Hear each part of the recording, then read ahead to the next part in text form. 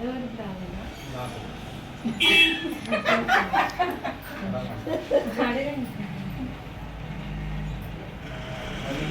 ప్రాణం అనేది జంతువులకి ఉంటుంది, వృక్షాలకి ఉంటుంది కదా. మరి వాటిని కూడా పెరిగి తినేస్తున్నాను. మరి దానికి దీనికి తేడా ఏంటి? ఇప్పుడు చెట్ల కంటే పండ్లు కోసుకుంటాం, అవి మళ్ళీ వస్తాయి. ఒకసారి ఇంకా జంతువు పీక్ కోసామంటే అది మళ్ళీ వస్తుందా? రాదు కదా. ఆ విధంగా అన్నమాట. దానికి ప్రాణం ఉంది, దీనికి ప్రాణం ఉంది. ప్రాణం లేదని నేను చెప్పను, కానీ చెట్టు యొక్క గుణం కూడా అదే. ఎప్పుడు కూడా త్యాగం చేసే గుణం కూడా చెట్టు ఉంటుంది. చెట్టు గుణం అయితే అది మళ్ళీ మళ్ళీ పెరుగుతుంది, ఓకే. ఇక్కడ మళ్ళీ పెరగకపోయినా మాకేమో ఇబ్బంది లేదు కదా. మేము మాంసాహారాన్ని తినడం అనేది, ఇప్పుడు మేడం చెప్పారు, అన్నిట్లోనూ జీవుడు ఉన్నాడు, అన్నిట్లోనూ దేవుడు ఉన్నాడు. అహింస అనే దాన్ని మనం పాటించాలి. హింసాయుతమైనటువంటి ఆహారాన్ని తీసుకోకూడదు. దానికి ఏమైనా రీజన్ ఉందా అని అడుగుతున్నాం.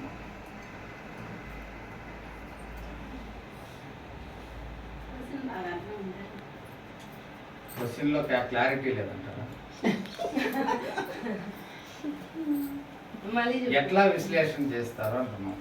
అంటే ఇక్కడ వీళ్ళు ఇప్పుడు పెరుగుతున్నటువంటి వాళ్ళు, వీళ్ళకి ఒక క్వశ్చన్ అనేది టోటల్గా అర్థం అవ్వాలి అనేది నా యొక్క అభిప్రాయం. అంటే ఇక్కడేమి దీనివల్ల మనకేం కిరీటాలు పెట్టేది ఏం లేదు, అందరు నేర్చుకోవాలనేది ఆలోచన, ఓకేనా. చెట్టుని అక్కడ ఉన్నటువంటి చెట్టుని కూడా మనం పెరిగి, దాంట్లో కూడా శక్తి ఉంది, దాన్ని కూడా పెరిగి తింటున్నాం. చెట్టుని కట్ చేసి తింటున్నాం, కాయగూరలను కట్ చేసి తింటున్నాం, జంతువును కూడా కట్ చేసే తింటున్నాం. మరి చెట్టుకి జంతువుకి తేడా ఏంది, ఎందుకు తినకూడదు అని అడుగుతున్నా. దానికి కదలిక ఉంది, దీనికి కదలిక లేదు.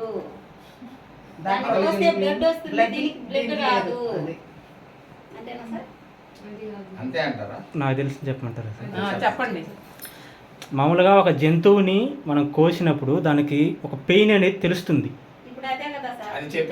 చెప్పారా? అంటే మీరు వేరే విధంగా చెప్పారని. ఇంకొకటి ఏంటంటే, ఒక చెట్టుకి మనం కట్ చేసినప్పుడు ఆ స్పర్శ తెలియదు కాబట్టి అది మళ్ళీ రీజనరేట్ అవుద్ది.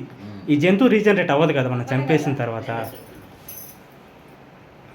ఆ విధానం. ఇప్పుడు ఒక వెంట్రుక ఉంది, ఆ వెంట్రుకను మనం కట్ చేస్తే మళ్ళీ పెరుగుద్ది, దానికి పెయిన్ తెలీదు. ఇప్పుడు జంతువు అంటే నడుస్తుంది సార్, చెట్టు నడుస్తుందా? సరే మీరు ఇస్తారా మేడం ఆన్సర్ దానికి? సార్ వాటికంటే మనసు ఉంటుంది, జీవికి మనసు ఉంటుంది. లేదు మేడం, ప్రతి జీవికి చెట్టుకు కూడా మనసు ఉంటుంది. మీరు కావాలంటే హక్ చేసుకొని అడగండి, అప్పుడు అది ఖచ్చితంగా మనకి సమాధానం ఇస్తుంది. మనసు ప్రతి దానికి మేడం ఖచ్చితంగా మనసు ఉంది. ఇప్పుడు ఇక్కడ యోగా ఏం చెప్తారంటే అన్నిటిని అడ్ చేసుకోమంటారు, అన్నిటితో మాట్లాడు, గోడతో మాట్లాడమంటారు, కూర్చున్నా కూర్చి కూడా మాట్లాడమంటారు. మరి దీనికి ఒక విశ్లేషణ వచ్చింది కాబట్టి మేడం ఒక 2 నిమిషాలు నాకు టైం పర్లేదులే.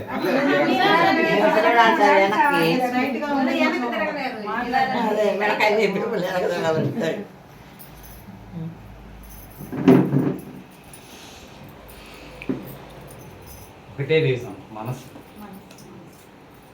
అంతే. ఒకటే రీజన్ ఏంటంటే మనసు. దాన్ని ఎట్లాగ విశ్లేషణ అంటే ఒకటే,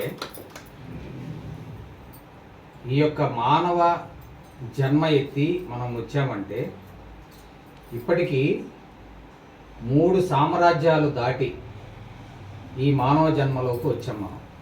1 ఖనిజ సామ్రాజ్యం, 2 వృక్ష సామ్రాజ్యం, 3 జంతు సామ్రాజ్యం, 4 మానవ సామ్రాజ్యం. మరి జంతు సామ్రాజ్యంలో నుంచి దాటి మనం ఇక్కడికి వచ్చాం. అంటే ఇది మీకు అర్థం అవ్వాలి అంటే, ముందు మనం రాళ్ళుగాను ఉన్నాం, తర్వాత మనం చెట్లుగాను ఉన్నాం, తర్వాత మనం జంతువులుగాను ఉన్నాం. ఎందుకంటే సైన్స్ ప్రకారం ఎత్తుకున్నా, ఆధ్యాత్మిక పరంగా ఎత్తుకున్నా, జంతు పరిణామ క్రమంలో కావచ్చు, లేదు ఒక కణజాల రూపంలో, ఒక కణాల సముదాయ రూపంలో కావచ్చు, ఇక్కడ ఎదుగుదల అనేది జరుగుతూ వస్తూ ఉంది. ఈ ఎదుగుదల జరుగుతూ వచ్చేటప్పుడు మేడం ఇప్పుడు ఒక మాట చెప్పారు, చెట్టుని పట్టుకొని హక్ చేసుకుంటే అది హీలింగ్ ప్రాసెస్ అనేది చూపిస్తుంది. ఆ చెట్టును పట్టుకొని హీలింగ్ ప్రాసెస్ చూపించడము అంటే ఇక్కడ విశ్లేషణ ఒకటే విశ్లేషణ ఏంటంటే, మీరు హక్ చేసుకొని మీరు కోరుకున్నా ఇస్తుంది, నేను హక్ చేసుకొని నేను కోరుకున్నా ఇస్తుంది, ఎవరు వెళ్ళి ఏది కావాలనుకున్నా అది ఇస్తుంది. ఎందుకంటే ప్రకృతిలో ఉన్నటువంటి భగవంతుడు, మనం ఇవన్నీ దాటుకుంటూనే వచ్చామన్నమాట. అయితే ఒక కోడి ఉంది అనుకుందాం, కోడినే తీసుకుందాం, అన్నీ అవసరం లేదు, కోడి ఆవు ఏదో తీసుకుందాం, కోడి తీసుకుందాం. కోడి పిల్లలు చేసింది, కోడి పిల్లలు చేసింది. పిల్లలు చేసినప్పుడు దానికి ఆ పిల్లలకి ఏదైనా ఒక అపాయం వస్తుంది అంటే అది ఒక విధమైనటువంటి అరుపు అరిసి ఆ పిల్లల్ని ఇలా రెక్కలతో కప్పెడుతుంది. అట్లా కప్పెట్టడంలో ఆ కోడి యొక్క ఆంతర్యం ఏంటి? దానికి ఏం పని చేసింది అక్కడ? మనసు. ఏం పని చేసింది? మనసు పనిచేసింది అక్కడ. అర్థమైందా? అక్కడ మనసు అనేది ఒకటి పుట్టింది. ఎక్కడి నుంచి ఎక్కడికి వచ్చే లోపల పుట్టింది? ఖనిజ సామ్రాజ్యము, వృక్ష సామ్రాజ్యము, ఈ రెండింటిని దాటుకొని ఎప్పుడైతే జంతు సామ్రాజ్యంలోకి వచ్చిందో అప్పుడు దానికి మనసు అనేది పుట్టింది. కానీ దానికి లేనిది మనకు ఉండేది అంటే తర్వాత జన్మం ఉంది. మనకు ఉండేది ఏంటి? మీరు చెప్పకూడదు. దానికి మనకు లేనిది ఏంటి? విచక్షణ జ్ఞానం లేదు. విచక్షణ జ్ఞానం అంటే బుద్ధి లేదు. దానికి బుద్ధిపరంగా అది తక్కువ స్థాయి, బుద్ధిపరంగా హై స్థాయి మంది. కోతి నుంచి వచ్చాడు మానవుడు అనేది డార్విన్ యొక్క సిద్ధాంతం, అవునా కదా? మరి అక్కడి నుంచి డెవలప్ అవుతూ వస్తున్నటువంటి ఈ యొక్క పరిణామ క్రమంలో అంటే రామాయణాలు భాగవతాలు తీసుకుంటే కూడా వాళ్ళు తినలేదంటే తిన్నారు. ఎప్పుడు తిన్నారు? ఇంట్లో రాముడుగా ఉన్నప్పుడు ఇంటి రాముడుగా తిన్నాడు, అదే దశరథ రాముడుగా ఉన్నప్పుడు తిన్నాడు, అదే అయోధ్య రాముడుగా మారినప్పుడు ఆయన తెలుసుకున్నాడు. చూడండి తేడా. అదేవిధంగా ఇక్కడ ఏంటంటే కోతి నుంచి అట్లా పరిణామ క్రమంలో, జంతు పరిణామ క్రమంలో మనిషి డెవలప్ అవుతూ వచ్చేటప్పుడు కూరలు ఉండేటువంటి జంతువులకి దాని లోపల ఉన్నటువంటి ఆ ఆహార వ్యవస్థ, జీర్ణ వ్యవస్థ అనేది మాంసాన్ని అరిగించుకునేదానికి ఉంటుంది. మనలో ఎవరికైనా కూరలు కానీ ఉంటే మాత్రం మాంసం తినొచ్చు, ఓకేనా? మనలో మానవుడికి కూరలు ఉన్నాయా? కూరలు లేనటువంటి జంతువు మానవుడు. కూరలు లేవు. కూరలు ఉంటే దాని జీర్ణ వ్యవస్థ వేరుగా ఉంటుంది. కూరలు లేవు. ఎందుకని? పరిణామ క్రమంలో మనం డెవలప్ అవుతూ వస్తున్నాం. ఏది మంచో ఏది చెడో ఆ విచక్షణ జ్ఞానాన్ని నేర్చుకుంటున్నాం. ఆ విచక్షణ జ్ఞానాన్ని నేర్చుకునేటువంటి ఆ యొక్క విధానంలో మనం శాకాహార జంతువులుగా మారిపోయాం. మనం శాకాహారులం, అవునా కదా?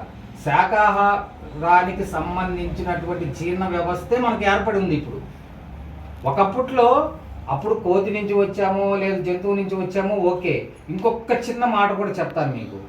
ఇది చాలా హైగా లోపలికి బాగా డెప్త్గా పోతే అక్కడ వస్తుందన్నమాట ఈ పాయింట్ అనేది. ఎట్లాగంటే జంతువులు ఉన్నాయి కదా, జంతువులు క్రూర జంతువులు ఉన్నాయి, సాధు జంతువులు ఉన్నాయి, పెట్ యానిమల్స్ కూడా ఉన్నాయి. పెట్ యానిమల్స్ కూడా ఉన్నాయి. ఇప్పుడు జింకలు అవి ఉన్నాయి, డీరు జింకలు అవన్నీ ఉన్నాయి. అవి ఎలా తిరుగుతూ ఉంటాయి ఒక్కసారి ఆలోచించండి. అడవిలో ఎలా తిరుగుతుంటాయి? భయంగా తిరుగుతుంటాయి. అదే క్రూర జంతువులు ఉన్నాయి. ఈ క్రూర జంతువులు ఎలా తిరుగుతూ ఉంటాయి? క్రూరంగా తిరుగుతూ ఉంటాయి. మన ఇంట్లో ఉన్నటువంటి పిల్లి, కుక్క, ఆవు, బర్రి అవి ఎలా తిరుగుతూ ఉంటాయి చెప్పండి? అవి భయంగా ఏం తిరగవు, ఫ్రీగా తిరుగుతుంటాయి. ఇది విశ్లేషణ. అంటే ఇప్పుడు మన ఇంట్లో ఉన్నటువంటి పిల్లి కావచ్చు, కుక్క కావచ్చు, ఏదైనా కావచ్చు, ఇది జంతువు నుంచి నెక్స్ట్ మానవ జన్మలోకి వచ్చేదానికి రెడీగా ఉంది. ఇది అసలైనటువంటి విధానం దాంట్లో ఉండేది. ఇవి రెడీ అయిపోయి ఉన్నాయి. ఇంకా ఈ ఆవు కావచ్చు, కుక్క కావచ్చు, ఏదైనా కావచ్చు, పిల్లి కావచ్చు, ఇది నెక్స్ట్ ఇది ఈ జన్మ దానికి ఆ జన్మ అయిపోతూనే వెంటనే అది మానవ జన్మలోకి వచ్చేస్తుంది. మానవ జన్మలోకి వచ్చేదానికి రెడీగా ఉంది. ఎప్పుడైతే మనము ఆ కోడినో, మేకనో, ఆవునో, బర్రెనో దేన్నో దాన్ని కోసేస్తే మళ్ళీ ఏం జరుగుతుందంటే దానికి మళ్ళీ మనిషి మీద, అంటే ఒక లేడీ గురించి ఒక సింహం గురించి నేను ఎందుకు చెప్పాను అంటే అక్కడ ఉన్నటువంటి విషయాల్లో అవి దాని యొక్క విధానంలో ఉన్నాయి. కానీ ఇక్కడికి వచ్చేటప్పటికి మనిషికి క్రూర జంతువుకి పడుతుందా? ఆ దుప్పులో లేడీలో మన దగ్గర ఉంటే మనం వాటిని పోతే మన దగ్గరకు వస్తాయి, అవి రావు. అదే ఆవు అయితే మన దగ్గరకు వస్తుంది, కుక్క అయితే మనం పెంచుకుంటే మన దగ్గరకు వస్తుంది, అవునా కదా? పిల్లి అయితే మన దగ్గరకు వస్తుంది. ఎందుకంటే మానవ జన్మలో మానవ యొక్క అంటే ఆ లక్షణాలని అవి దగ్గరగా అటాచ్మెంట్ అయిపోయి మానవుడు అంటే భయాన్ని పోగొట్టుకున్నాయి. బాగా అర్థం చేసుకుని చాలా సులభం. మానవుడి యొక్క లక్షణాలని పునికి పుచ్చుకొని మానవుడి పట్ల అవి అఫెక్షన్ పెంచుకున్నాయి. ఆ అఫెక్షన్ ప్రేమను పెంచుకున్నాయి. అవి పెంచుకున్నప్పుడు వాటి మనసు పనిచేసింది. ఇక్కడ ఎప్పుడైతే ఆ మనసును నలిపేస్తామో వెంటనే మళ్ళీ అవి వెనక్కి వెళ్ళిపోతాయి. అవి మళ్ళీ ఇంకా మానవ జన్మలోకి రావు. ఎందుకంటే మనం కోసేసాం కదా, కోసేసినప్పుడు విలవిలలాడతాయి కదా. ఆ విలవిలలాడినప్పుడు అవి మళ్ళీ మానవ జన్మలోకి వద్దు అనేటువంటి ఒక ఆలోచన అనేది ఆ యొక్క విధానంలోనే, ఆ హింసాయుతమైనటువంటి ఆ కటింగ్లోనే దానికి ఏర్పడిపోద్ది. అవి మళ్ళీ వెనక్కి వెళ్ళిపోతాయి. ఇప్పుడు దీనికి కారణం ఎవరవుతున్నారు? మనం అవుతున్నాం. కాబట్టి దాన్ని పోగొట్టాలి.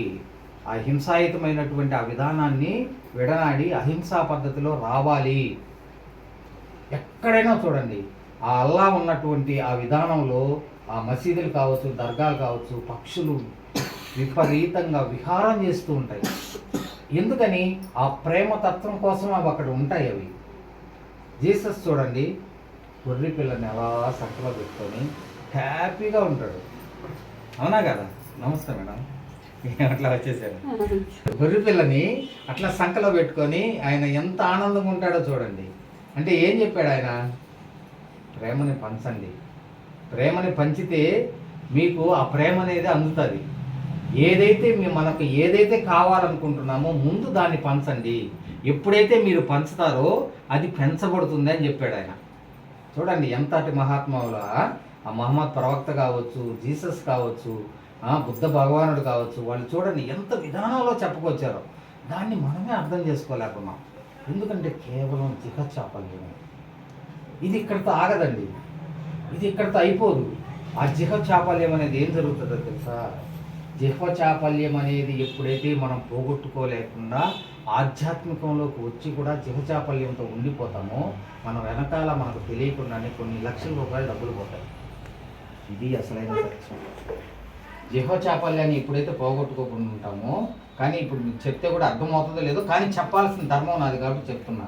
దాంట్లో ఉన్నటువంటి విధానం ఏం జరుగుతుందంటే, ఈ జిహచాపల్యాన్ని పోగొట్టుకోకపోతే ఆ జిహచాపల్యం కోసం అలాగే ఉండిపోయామంటే మనకు తెలియకుండానే కొన్ని లక్షల రూపాయలు వెళ్ళిపోతాయి. ఎట్లా పోతాయంటే అది మనకు అర్థం కాదు.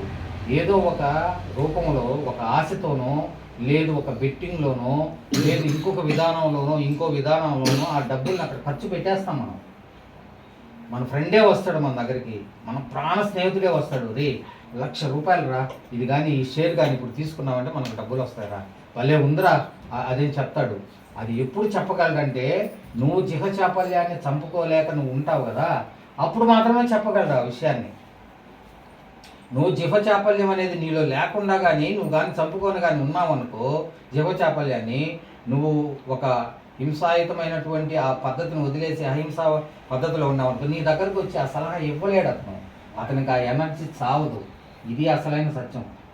ఆ సత్యాన్ని మనం తెలుసుకోవాలి. ఫస్ట్ మనం ఎందుకు తెలుసుకోవాలంటే ఈరోజు మనము మానవ జన్మ నుంచి దైవ సామ్రాజ్యంలోకి పోయేదానికి ఇప్పుడు మానవులం. మనం ఈ మానవ సామ్రాజ్యం అయిపోతూనే వెంటనే మనం దైవ సామ్రాజ్యంలోకి పోయేదానికి రెడీగా ఉన్నాం. అట్లాంటి వాళ్ళే మీరందరూ కూడా, మీకు అందరికీ కృతజ్ఞతలు, ధన్యవాదాలు. మీరందరూ కూడా దైవ సామ్రాజ్యంలోకి నెక్స్ట్ రాబోతున్నారు కాబట్టే మీకు ఈ మాటలు వినిపిస్తున్నాయి, లేకపోతే వినపడవు, రావు. అర్థమవుతుందా? అది అన్నమాట. Next thank you.